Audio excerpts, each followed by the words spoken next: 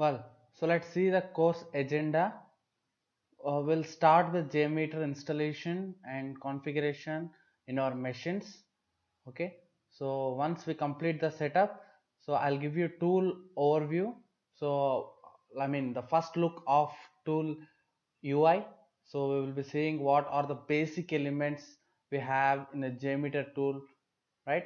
So thereafter we will start with recording the application using JMeter and playing back the same to create a proper JMeter script to apply the load, right?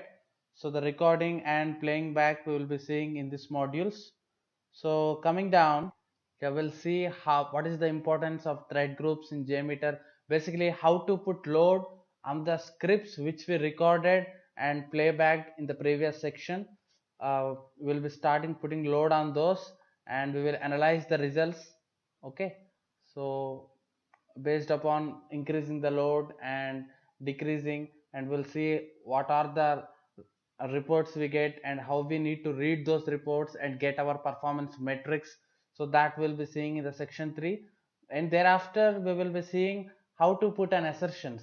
So basically how to put a validation to make sure that your JMeter script is working as expected. So before putting a load, you have to make your script robust, right? So once if you feel that it's working perfect, then you can start putting load. And just recording and playback will not work, because there might be dynamic values and in whole the application you cannot just record and playback and make sure that script is robust, and you have to validate whether it's working as per expected or not, and you need to keep some checkpoints to guarantee your script success, and that we'll be seeing here in the part of assertions and controllers.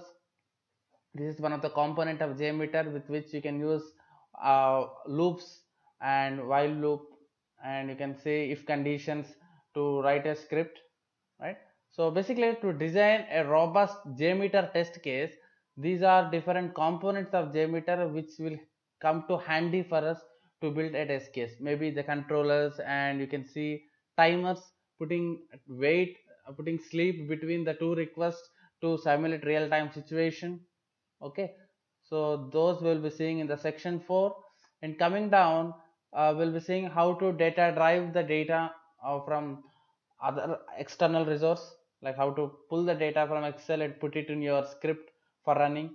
If you want to run for 1000 users, you can bring down the data from external source, and you will also see the most important concept called regular expressions, like how to extract the response and get the values, right? This is the most important section. And coming down, you'll be seeing how to handle dynamic responses, right? Whenever you record a script, it will run fine, but when you play it back, it will fail, because there are some parameters which are dynamic on every request. So we will be seeing what are those dynamic values which will keep on changing, and we also see the mechanism of how to handle these dynamic responses in our script, right? That's the basically we say as correlation concept. We'll see what is the correlation and how to solve it in the JMeter, and it's a long way to go for section 6.